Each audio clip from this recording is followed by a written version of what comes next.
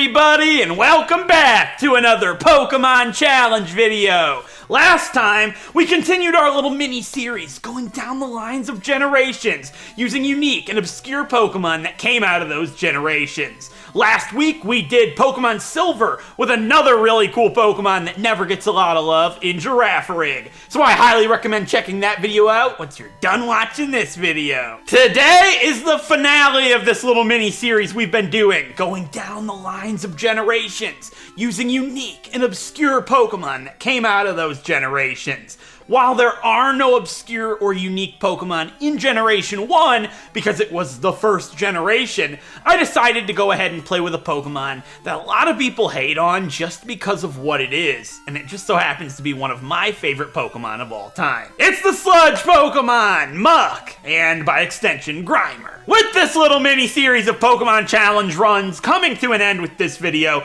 I'm looking for your guys' suggestions on what type of series you'd like to see next for Pokemon Challenge runs. And if you haven't done so already, don't forget to leave a like on the video if you do find yourself enjoying it. If you haven't done so already as well, don't forget to subscribe and ring the bell for more. I upload a Pokemon Challenge video just like this one every single weekend on Saturday, 10 a.m. Eastern Standard Time, and maybe sometimes even other days too. And of course, leaving a nice comment just like this one down below also goes a really long way. Thank you so much, Savage Tag. I'm really glad you've been enjoying the videos, and I'm really happy that I can make your day better in some way. With that being said, let's jump into this video and see, can I beat Pokemon Blue only using a single Grimer and then Muk with no items in battle?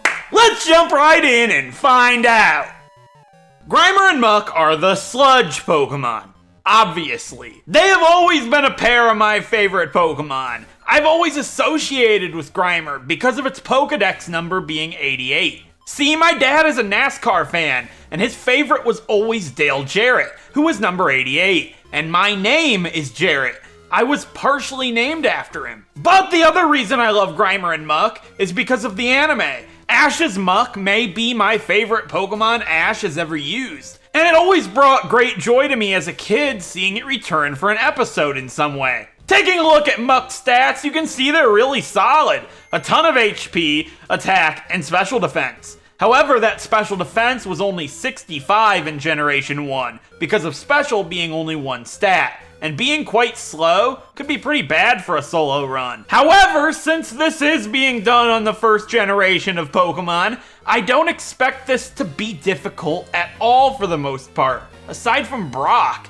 I'll be honest, I'm not a fan of the first generation for anything aside from nostalgia, so this may very well be the only challenge I ever do on these games. Anyways, one thing that will be difficult, like I said, is Brock. Because of Grimer's moveset in Generation 1, Pound and Disable is all I will have until level 30. Pound will be my only damaging move until we defeat Lieutenant Serge, because Grimer can learn Thunderbolt. I mean, I've beaten an entire Pokemon game with a move as strong as Pound before. Surely it won't be that bad. This will be an interesting one for sure, and I haven't played Generation 1 for a long time, so I'm interested in seeing how this goes. And for those of you wondering why I'm evolving Grimer, it's because this mini-series is just about having fun with Pokemon that I like, not necessarily to be really challenging. And J-Rose will surely do it with Grimer at some point, so I highly recommend checking his channel out if you haven't done so already. Anyways, really quick, let's go over the rules. No items are allowed in battle, aside from any kind of Pokeball.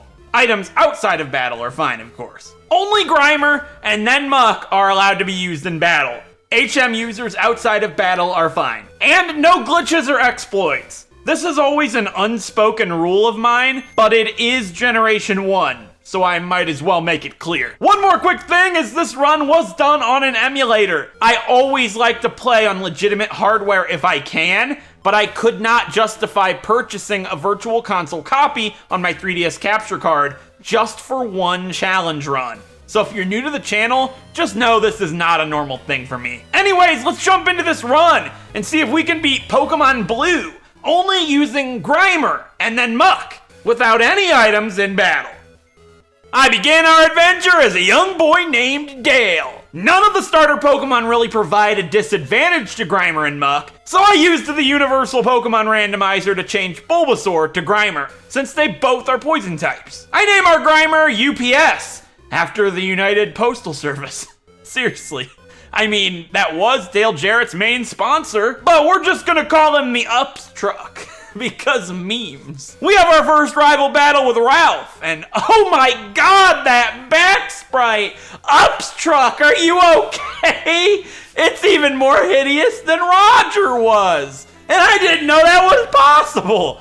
I love it!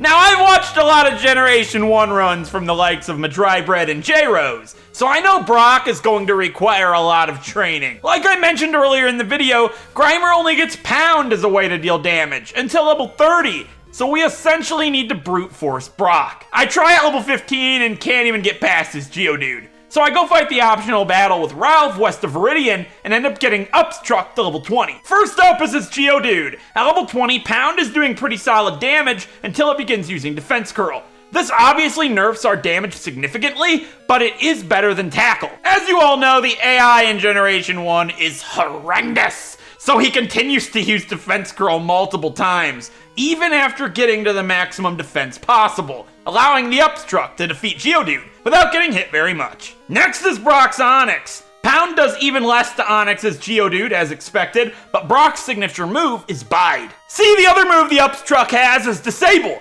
In Generation 1, it randomly selects a move the opponent has and stops it from being used from 0 to 7 turns. This disabled Bide while it was storing power, stopping it from attacking for multiple turns. And on top of that, it didn't seem to do any extra damage to the Ups Truck, despite being hit for multiple turns. Using Disable whenever I could allowed the Ups Truck to squeak by, with only 13 hit points remaining. There's the Boulder Badge! 1 down, 7 more to go. Naturally, since we just had to level up a bunch for Brock, getting through Mount Moon was no issue at all. But along the way, we picked up a fossil. See, I would normally not tell you what I picked up and just say I took the better one, but you all know Ammonite is my favorite Generation 1 Pokemon, so just go follow me on Twitter or join my Discord server or something. Apparently this works. Upon reaching Cerulean City, we fight against rival Ralph once again. There's really not much to say at this point, since our only move is still Pound. And that was all it took to clear out Ralph. We get the SS ticket and come face to face with the second gym leader versus Misty. I have not played Generation 1 in ages, but the random item usage is so strange. It helped the Ups Truck beat Staryu with ease, and a lucky critical hit assisted in taking Starmie out. It was close though! Water Gun left the Ups Truck with only a single hit point remaining. Nice! There's the Cascade Badge. 2 down, 6 to go. On the SSN, we have another rival battle with Ralph. Still an easy victory with Pound, and we finally get another move in Poison Gas. Not very useful, but at least it's something. We grab Cut, and then have our third gym challenge versus Lieutenant Serge. I was even too lazy to go back and heal, so the Ups Truck was still paralyzed from a gym trainer, but it didn't matter, he just overpowered all the electric types, only failing to hit through once. There's the Thunder Badge! 3 down, 5 to go. He gives us the TM for Thunderbolt, which is finally a move that is not Pound. Grimer can learn Thunderbolt, which will most definitely be a huge help. The Ups Truck also learns Minimize, which is a real help in the Rock Tunnel. Pound is still our best option against Rock types, so instead we can Minimize against Geodude and Graveler and wait for them to self-destruct. I immediately make our way to the 4th gym challenge in Celadon City versus Erica. However, her lead Victory Bell outspeeds us and basically completely stops us from attacking with Wrap. I tried like 10 times and only beat Victory Bell once, even with Minimize. So I decided to deal with Team Rocket first and come back later. Inside the Rocket hideout in Celadon, the Ups Truck finally gets a good attack in Sludge, Stab,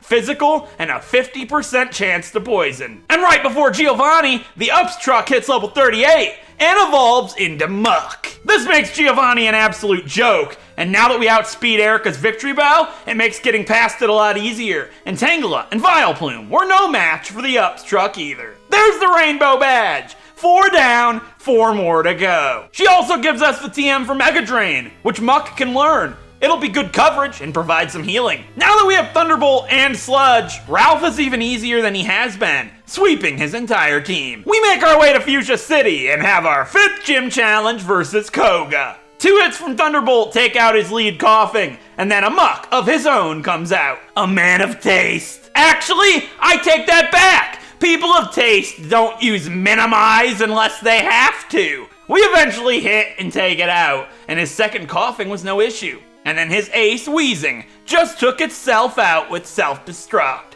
Phenomenal strategy, Koga. There's the Soul Badge. 5 down, 3 more to go. Into the Sylph Company, we get the card key and face Ralph yet again. His Kadabra is now an Alakazam, which could be quite scary. But luckily the Upstruck snaps out of confusion that it had caused, and gets by his Charizard, who only wanted to use the weak Rage. Giovanni is still no issue, especially now that we have Mega Drain for his Rhyhorn. But I did notice an interesting quirk from Generation 1.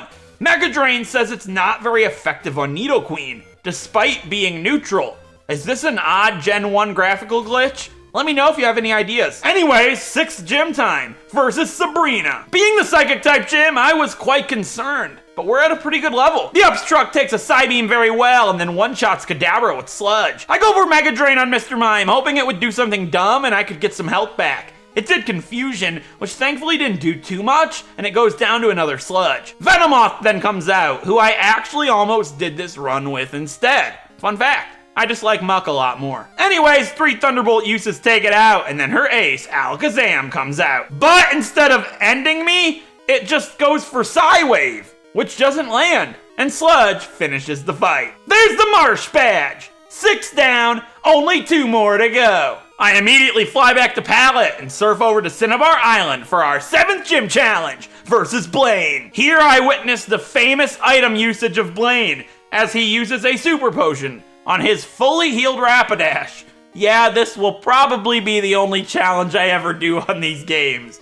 It's just too easy. I prefer later generations. There's a lot more choices and strategy options. Nonetheless, there's the Volcano Badge. 7 down, only 1 more to go. And that final badge is from Giovanni, the Boss Rocket, and the leader of the Viridian City Gym. Boss Rocket, my ass. First is his Rhydon, who goes down to 1 Mega Drain, and then Dugtrio comes out and uses Dig. Surprisingly, Mega Drain doesn't one-shot it, but Giovanni opts for the totally useful guard spec as it goes down right after. Nidoqueen comes out, and since it is gonna take quite a while, I begin having the Upstruck use Minimize. Eventually, after a ton of hits, we take out Nidoqueen, Nidoking, and Rhydon, getting our final badge. There's the Earth Badge! All 8 badges of the Kanto region are now ours. Time to head to the Indigo Plateau. But before we can get there, we have another battle with Ralph. Taking advantage of Generation 1 mechanics, I know Pidgeot is going to spam Agility since the AI thinks it's super effective. So I get the +6 evasion with Minimize and wipe his team clean. I make my way through Victory Road and reach the Pokemon League. Here's a look at the Upstruck as he currently stands, and then a look at him after I use the 6 rare candies I have collected along the way. Let's do this! First up's Lorelei, and just like with the last battle with Ralph, her Dugong has a Psychic move in Rest. Using this to my advantage, I minimize our way to Bruno. Bruno leads with an easy one-shot for Mega Drain and Onix, and then his Hitmonchan comes out. It survives a Sludge, but he only uses an X Defend. The second takes it out, and then Hitmonlee comes out. 1 Sludge takes it out, surprisingly, and then another Mega Drain finishes off his second Onix. His final Pokemon is his ace, Machamp.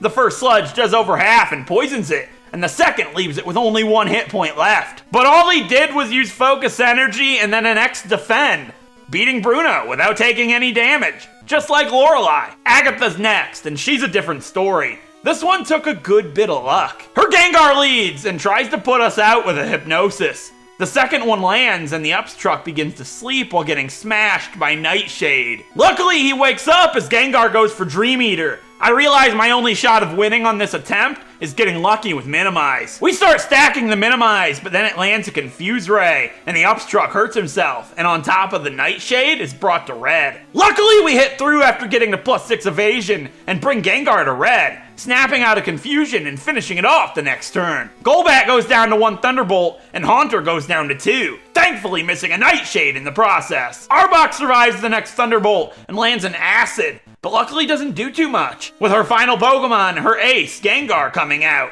She plays stupid though, using moves that don't affect the Upstruck, such as Toxic and Dream Eater, until we manage to finish her off. I give the Upstruck an elixir we picked up, and then have our final fight in the Elite Four versus Lance. He leads with Gyarados, who gets one-shot by Thunderbolt, and then a Dragonair comes out. This, just like many others, also spams Agility, because it thinks we're weak to it. And 6 Minimize later, we wipe Lance clean. With only one battle left, the person who beat the Elite Four before us. It's Champion Ralph. He leads with a Pidgeot, but it doesn't have Agility anymore. So we go for Thunderbolt, taking it to red while it charges up a Sky Attack. It does a really good amount, but we take it out the next turn. Alakazam then comes out and ruins the Uptruck with Psybeam.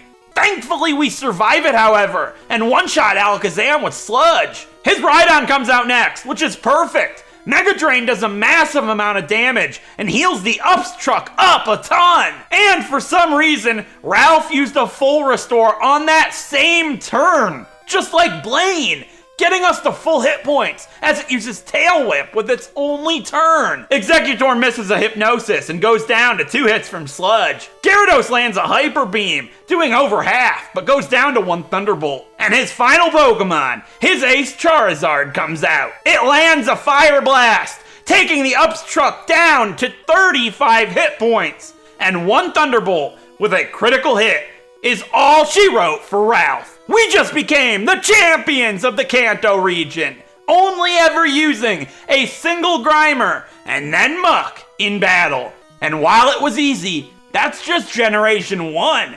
Either way, we have won this game. Well, let's just say the first generation just isn't my cup of tea.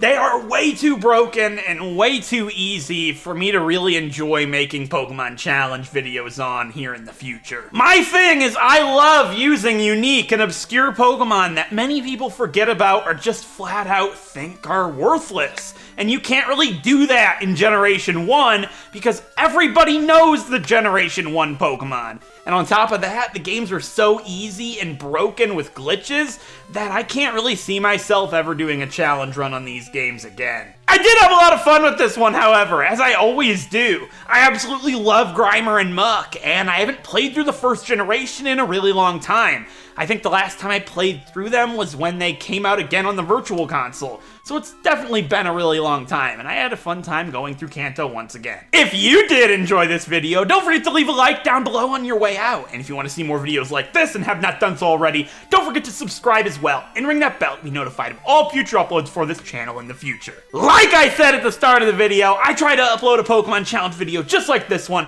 every single weekend on Saturday, 10 a.m. Eastern Standard Time, and maybe sometimes other days too. I'm trying to aim for 2 of these a week, but at least I will always try to do one on Saturday every single weekend. I actually plan on live streaming my process through recording these Pokemon challenges over on Twitch here soon. I think it'll be a lot of fun watching me play through the challenge as I do the recording process, and maybe you guys in chat could help me come up with strategies to get past some of the bigger fights, and it'd be a pretty fun and interactive experience. If you're interested in that, go follow me on Twitch down below in the description. I believe it's just Boss Rocket Chroma, and hopefully I'll get to see you guys there soon. That'll be a lot of fun. As for you, if you're wondering why I don't live stream them on YouTube, I just feel like that would spoil what I'm going to be doing for those of the people that don't want to watch it on Twitch or watch it at all live, and it would just be shoved in their face if it were done here on YouTube. This one was really easy. Do you guys want to see a really difficult challenge run that I've done here on the channel? I did a solo run with Meltan on Pokemon Sword and Shield.